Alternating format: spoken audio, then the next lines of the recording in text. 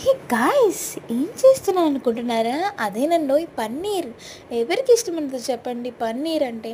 అది మన ఇంట్లోనే చాలా అంటే చాలా ఈజీగా చేసుకోవచ్చు. నేనైతే 1 లీటర్ మిల్క్ తీసుకొని బాయిల్ చేసుకుంటున్నాను.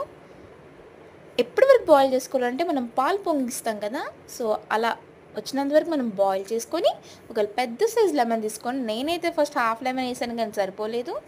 సో ఒక బిగ్ సైజ్ లెమన్ జ్యూస్ని యాడ్ చేసుకున్నాం అనుకోండి, బాగా ఇలా వస్తుందనమాట. ఇలా వచ్చినంత వరకు మనం తిప్పుతూనే ఉండాలి. ఒక 1 మినిట్ తర్వాత ఆపేస్తే సరిపోతుంది స్టవ్. ఇప్పుడు దాన్ని స్ట్రెయిన్ చేసుకోవాలి. ఒక జల్లెడ లాంటిది తీసుకొని దాంట్లో ఒక క్లాత్ వేసుకొని, నేనైతే వైట్ క్లాత్ తీసుకున్నానులేండి. ఇప్పుడు దాంట్లో అంతా మనం విరగొట్టిన పాలను వేసామంటే అందులోంచి వాటర్ అంతా స్ట్రెయిన్ అయిపోతుంది. ఇప్పుడు దాని చల్లని వాటర్ అనేది పోసుకోవాలి. అప్పుడే మనకి పన్నీర్ అనేది స్పాంజీగా స్మూత్గా బాగా వస్తుంది. ఇప్పుడు దాని మీద వెయిట్ పెట్టుకోవాలి.